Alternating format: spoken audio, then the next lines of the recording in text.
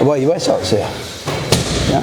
I'm not wearing socks. Guys, we're here at MKG Southampton, ready for a full weekend training with a Guru Rick Faye. But today's the Friday, the Saturday, Sunday, we've got JKD, we've got Kali, we've got some Thai boxing. But it's very rare that we're going to get a man of this caliber in the room. You know, Mick Tully, Brazilian Jiu Jitsu black belt. We're going to be going through some BJJ today, but also, you know, Guru in Kali, JKD, things like that. We've got Mark Tucker coming in a bit as well, who is also third degree black belt. Third degree, he's knocking on his fourth degree.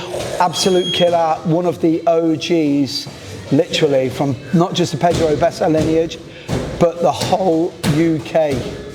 Former Royal Marine, fought MMA before MMA was a thing. I saw him fight Cage Rage against Tom Breeze, and he gave up, normally you give up like 3 or 4 pounds, yeah? If you give up 10 pounds, that's a big difference, right? Sorry about this, Mark. Mark gave up 10 inches. Like literally, Tom Breeze was really tall. Mark's, he's vertically challenged, yeah. Let's put it this way, he looks like a borrower. Sorry about that, mate. I'm not going to say anything because I'm exactly the same shape, so. Yeah, exactly that. So, what I'm interested in then, Mick, is you've got all this background, JKD, Kali, Panantukan, etc., kickboxing, Thai boxing, BJJ black belt. I'm interested in how it all links together for you. It's all exactly the same thing. Combat is combat, movement is movement. It's just literally a cultural thing. It's like, it would be remiss of me not to name check this gentleman, because he was the first guy I actually spoke to about. One of my old podcasts. He's taken over now. I just couldn't really be bothered to take the trip. It was a nightmare. I was having to do all the in-person stuff, load of travelling, but Guru Daniel Lanero turned around and he said it's all cultural. He said if you look at the Japanese guys, the way they move is very indicative of how they react and how they talk and how, just basically how they conduct themselves. And I was like, right, okay. And he says, I look at Kung Fu, then you look at Capoeira, then you look at Japka in India. And I was like, wow, it's a real, so yeah, it all comes together. It's that whole thing where Bruce Lee was the big guy about, you know, it's not the art, it's the man. And then obviously he's the godfather of MMA, modern they say, MMA, and stuff. Me personally, as I've said loads of times before, I was never a Bruce Lee fan, a huge Danilo Santo fan.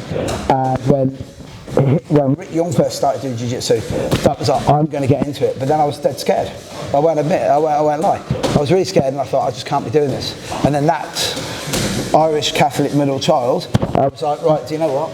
I've got to throw myself in there. So yeah, a bit of a masochistic tendency I had there really. But yeah, it all connects, and it's the behavioural flexibility, I think, is the crux of where you're trying to get here, right? So, so with karate, it's like boom, boom, boom, and as I said, it goes back to the cultural thing where like Japan gets hit by a tsunami after tsunami after tsunami after tsunami, same spot all the time, right?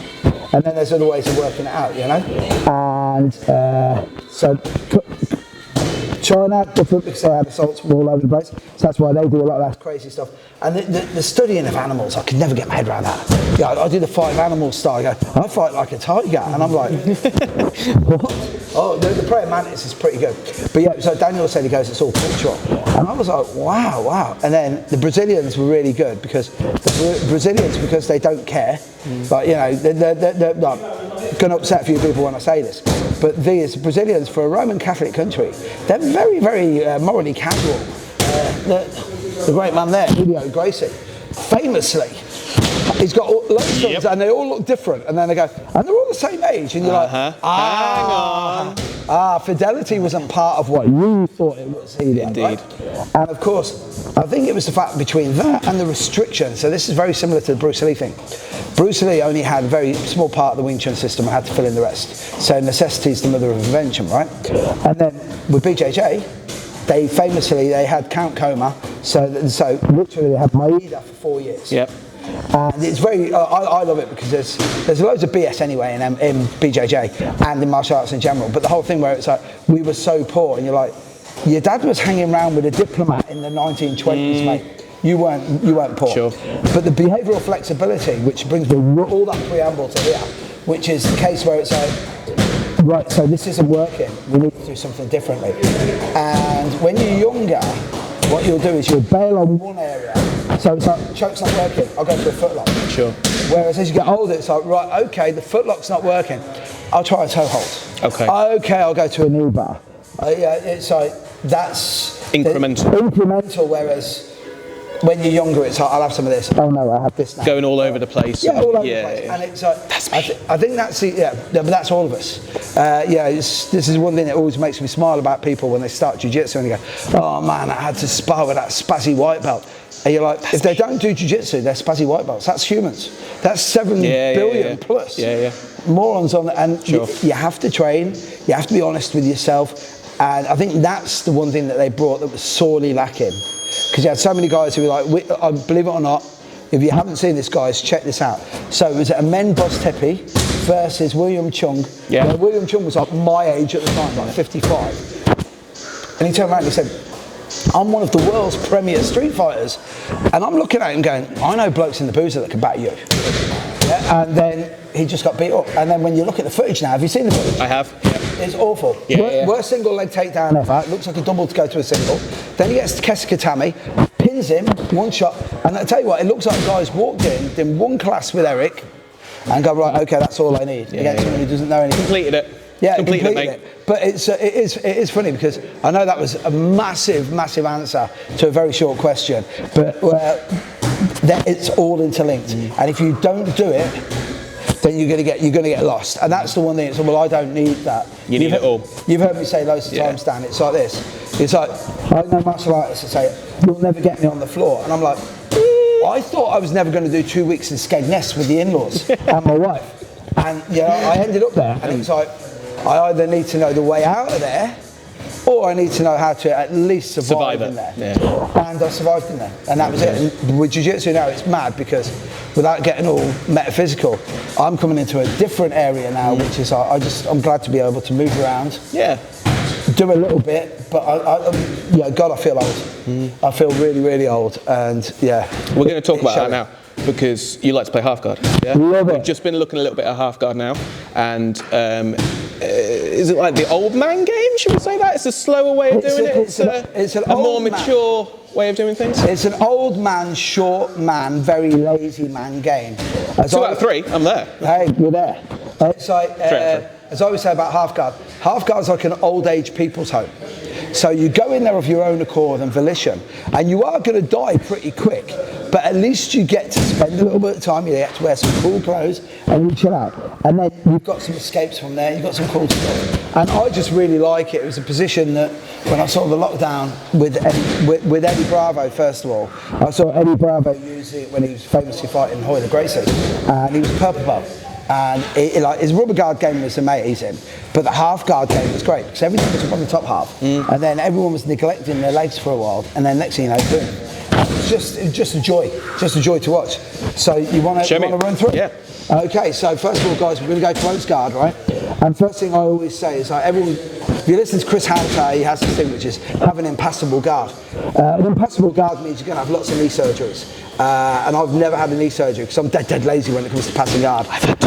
I just really don't care. But what I believe in is, this isn't age appropriate, is it? Perfect, right. So when you're in my closed guard, what you have to imagine is you've just seen a van, and it's got written in emulsion on the side, free candy. It sounds too good to be true. It looks like it is. So what it's going to do is it's going to get to my guard. I'm going to torture him a little bit in the guard to make him do something. So we'll go from there first.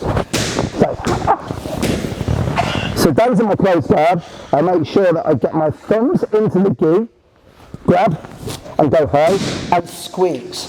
Now I'm squeezing like an anaconda scenario. And then what I do is I just move my hips over to one side, which is giving him the nudge to say, this is where all the action is, Dan. So what happens is, Dan will realign and he'll do the oldest guard break in the world. So what he's going to do is he's going to stick his knee right up my bum and watch. If he comes upwards, it doesn't really matter. It's better if he stays low at the moment to here, because watch, I want him to realise that he's got a great knee cut here. And what he'll do is, he'll go and I let him have this. And as he goes for the knee cut, I slide and just go straight through the middle. So I just go 1, 2 to here. I don't even worry about having a low knee shield. And then what I'll do is I'll allow him to have the pass, because now I even go, ha! Look, free neck. We're giving out free necks and candy this week. So watch, he pushes down and he goes for the knee cut. As he goes for the knee cut, I make sure I keep hold of this and I just go straight away. I should actually just stay here. So what I'll do is I'll just play some real lame figure 4 half guard, right? And then what I'll do is with my right foot, I find his foot and I just pull straight in and I just squeeze. You'll get some pussies that will actually, they will tap from that. It's great because from here now I can work. Both shoulders on the mat, very verboten, and watch what I do. He's got the whole world in his hands. Come straight to here, head and arm triangle, extend, pull, round, unwrap, come underneath, lift, put my knee under his hip, roll straight to the side, shoot him underneath to make him scared. And watch, I'll be able to get my gift wrap from here. Once I've got the gift wrap, all I have to do is pin this down. What we're going to finish off with, we've got loads. From here, if I keep this, I just come in underneath, and I go for an old school Ezekiel, I'll get it. But that isn't cool enough for me. So what I do is, I put all the pressure, as Dan will tell you, there's some good pressure here now. Oh yeah. And what I'll do is, I let go of here, and I say, hello, Mr. Lapel. You missed a hand. 4 fingers on the outside, thumb on the inside of the gi. Pull him back. So you will choke him from there. But that isn't good enough. Knee, bow and arrow to start off with. Pull back to a bow and arrow. And then paint me like one of your French girls, Jack. And there you are. Even James Cameron wouldn't be able to do that. So we'll do that one more time. Great. Are you okay with that? You guys are really lucky. I was driving down from Coventry today, and if you are new to BJJ, let me give you some good hints. First of all, don't roll with anyone 15 years younger than you or more. Don't roll with anyone 15 kilos heavier than you or more. Or, I just go check, mate, you're not Polish, are you? Beautiful. Don't always avoid Polish behemoths, because they're just very, very strong, they're very, very crazy, and they will kill you eventually. Yeah? Trust me, I don't know if you studied your history, but guess what? It'd have been a different story if we'd have done jiu-jitsu back in those days. So back to the close guard, sorry about the history lesson, but take my advice on the heavy, older people, and then the other one as well is, if you're training with younger people, tell them to calm down. The one thing that I really wish people had taught me about jiu-jitsu is go, dude, take it easy, mate. This isn't the Mundials. I've got to work tomorrow. Yeah? Black belt. Never had knee surgery. Don't have cauliflower ears. Still got my boyish good looks, because I know what fights to avoid. So one last time, and we'll run through it. So, big Dan Holloway's here again. So, he's doing great. I'm being a bit lazy here. So what, I have to get this. I have to get into here. Now I've got the squeezy. Now I just sent his hips to one side. Control immediately, like it's sliding down just under my ribs, yeah? Right there. Just right in the sweet spot. Yeah. And he's directed me the way that he wants me to go, just with his hips. Big shout out. So subtle. Big shout out to Ollie Q, who's doing our camera today. Ollie has been on Doing a great job. So watch. I send him to one side. Nudge, nudge. This is where you want to go, mate. In fact, I'll even let go of the grip, which allows him to push down for his knee cut. As he does that, I just go there. You see, naughty Dan tried to readjust it. Didn't matter to me. And what happens now is, as he goes for the pass, she'll do the pass and all I do is this. And as long as I've got this, I own him, right? From there, I fish, and I look. There we go. Over the side. He's got the whole world in his hands. Rolling over. Knee. Shift. Switch round. This is the bit where you go, do all that mad stuff that you do to white belts. You do that there. He has to defend. He gets really scared here. And you just go peely, grabby. Once I'm in this position here, we're laughing. I'm going to slightly push through, and I'm going to feed.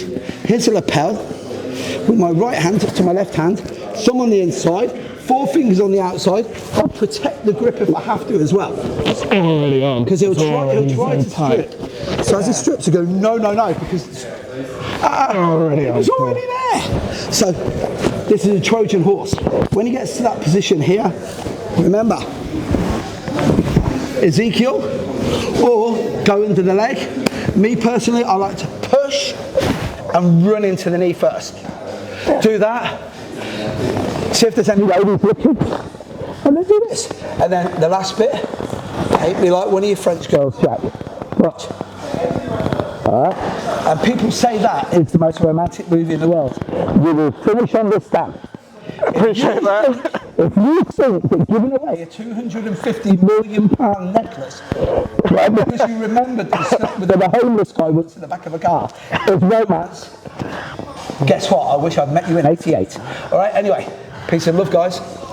Say goodbye, Dan. Goodbye. You're supposed to say goodbye, Dan. Right, there you are, Bill.